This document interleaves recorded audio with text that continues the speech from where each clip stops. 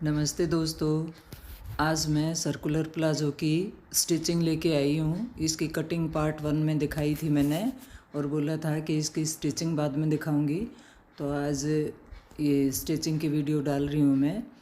ये सबसे पहले मैंने जो जॉइंट था उसके सिलाई लगाई है, दोनों पे, लाइनिंग पे भी और मेन फैब्रिक पे भी। सबसे पहले ये जॉइंट की सिलाई ज़रूरी है। जॉइंट लगाते वक्त कोई भी ऊपर वाला और नीचे वाला कोई भी कपड़ा खींचना नहीं है। यूँ कहीं आराम से पकड़ के और सीधी सिलाई लगानी है जिस तरह ये दिखा रखा। और खींचना नहीं, खींचने से सिलवट आएगी इसमें।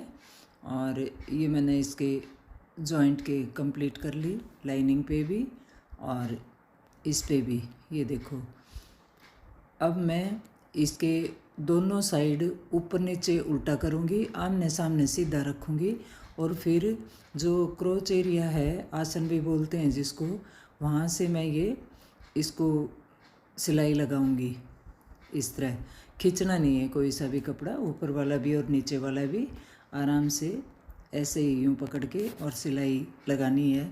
तो क्रोच एरिया से शुरू किया है मैंने, ऊपर बेल्ट से फिर, और फिर दूसरी तरफ से आसन से। ये तीनों साइड सबसे पहले इसके सिलाई लगाऊंगी। इसमें अंदर दोनों आमने सामने सीधा हिस्सा है और ऊपर नीचे उल्टा हिस्सा है इसका। ये इस तरह मैंने तीनों साइड कंप्लीट कर ली इसकी। अब जो इसके बाद ये कंप्लीट हो जाएगा तो इसके बाद जो साइड की बचती है सिलाई, उसको कंप्लीट करूँगी। दोस्तों इस तरह ये इसमें गुम सिलाई हो जाएगी। और गुम सिलाई होने के बाद फिर ना तो इंटरलॉक की ज़रूरत, और इसमें फिनिशिंग ज़्यादा आती है। मैं तकरीबन जो भी लाइनिंग का कपड़ा होता है उसको इसी तरह मैं करती हूँ। अब ये नीचे से मैंने एक्स्ट्रा लिया था, इनर के वाला भी और मेन फैब्रिक वाला भी सेम कटिंग की थी मैंने। तो मैंने इसको कम से कम 2 इंच का ऐसे फोल्ड कर दिया। ये नीचे घेरे का है। सबसे पहले इसको पूरे को फोल्ड कर लूँगी मैं। और ये लाइनिंग वाला हो गया इसका। और फिर साइड से सिलाई लगा दूँगी मैं ऐसे तीनों तरफ। ऊपर क्रोच एरिया पे, बेल्ट पे, दोनों साइड लग गई। अब ये साइड की ओर सिलाई कंप्लीट हो जाएगी। इस तरह मैंने ये तीनों साइड गुम सिलाई लगा ली इसकी। और इसको ऐसे पलट लिया। ये कोने अच्छे से निकालने हैं, ऊपर बेल्ट के भी और आसन वाले भी। ये कोने अच्छे से निकाल के, और या तो इसको हल्की स्टीम प्रेस कर लो या फिर हाथ से अच्छे से यूँ नाखून से दबा के। और ये देखो ऐसे अच्छे से हो जाएगा। ये दोनों हिस्सों में मैंने इस तरह सिलाई लगा ली और इसको सीधा करके, और ये कोने अच्छे से निकाल लिए इसके। ये सिलाई लगाते वक्त जब गुम सिलाई की थी तो ये ध्यान रखना है कि जॉइंट दोनों के एक ही जगह आए। यूँ नहीं कि लाइनिंग का दूसरी तरफ और मेन फैब्रिक का दूसरी तरफ। और इस तरह एक जगह ले रखे हैं मैंने। अब ये क्रोच एरिया को छोड़ के और बीच से दोनों इसकी सिलाई लगानी है, ऊपर से लेके नीचे तक इस तरह, ऐसे जैसे मैंने दिखा रखा। दोनों हिस्सों में इस तरह सिलाई लगा के ये इसको नाखून से यूँ दबा दबा के, और इस तरह बीच में कपड़ा ना आए कोई भी और सिलवट ना पड़े। खींचना नहीं है बिल्कुल भी। दोनों हिस्से बड़े आराम से पकड़ के, और क्योंकि एक दूसरे के ऊपर रख के काटा हुआ है मैंने, कोई भी हिस्सा छोटा बड़ा नहीं है। और ये देखो कोई भी छोटा बड़ा नहीं है, बड़े फिनिशिंग के साथ सिलाई लगी है। इसी तरह इसमें दूसरे में लगा लूँगी मैं। और दूसरे में भी यूं ही खींचना नहीं, आराम से। दोस्तों मैंने इसकी पूरी कटिंग डिटेल बता रखी है और पूरी अब स्टिचिंग की बता रही हूँ। तो कोई भी मतलब हम सर्कुलर प्लाजो, गाउन, कोई भी चीज़ बनाएंगे, अगर उसका रस कम होगा तो इसमें इस तरह जॉइंट आता ही है। अब इसको दोनों, एक हिस्सा मैंने सीधा कर लिया, एक उल्टा कर लिया, और क्रोच एरिया को पकड़ के, और ये मेन इसकी आसन की सिलाई हो जाएगी। ये ध्यान रखना है बीच में जो जॉइंट है ये बिल्कुल एक आमने सामने आना चाहिए, आगे पीछे नहीं होना चाहिए।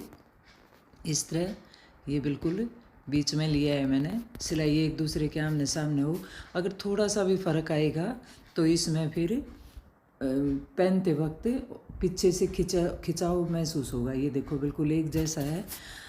मैंने इसकी पूरी डिटेल कटिंग की भी दिखाई थी और स्टिचिंग की भी, तो आप सभी बताना मुझे कि कैसी लगी।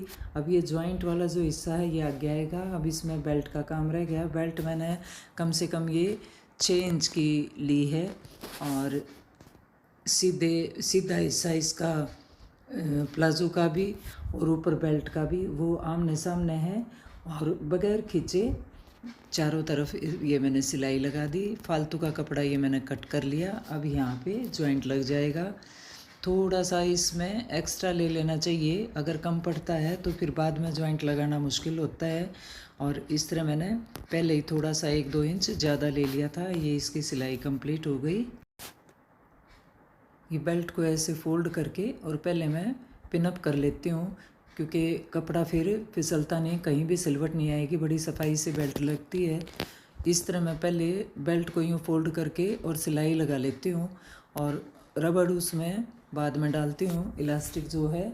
और इलास्टिक जितनी बेल्ट होती है उससे कम से कम 4 इंच कम होती है, तो मैंने ये 13 इंच डबल करके और इलास्टिक इसकी रखी है। ये मैंने यहाँ से जगह छोड़ दी।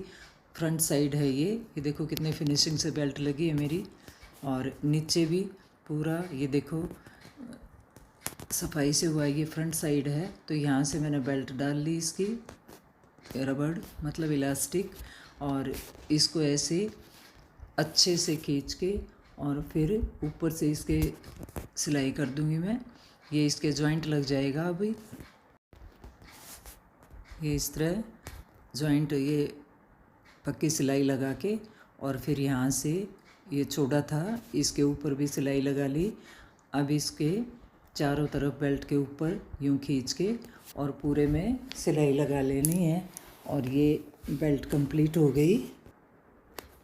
ये इसको पकड़ के ऐसे खींचते जाना है और इस तरह मुझे आसान तरीका लगता है। ये डाल मैं वैसे भी लेती हूँ ऊपर से फोल्ड करके साथ साथ इलास्टिक, लेकिन मैं तकरीबन ऐसे ही डालती हूँ और इस तरह आपको बताया है।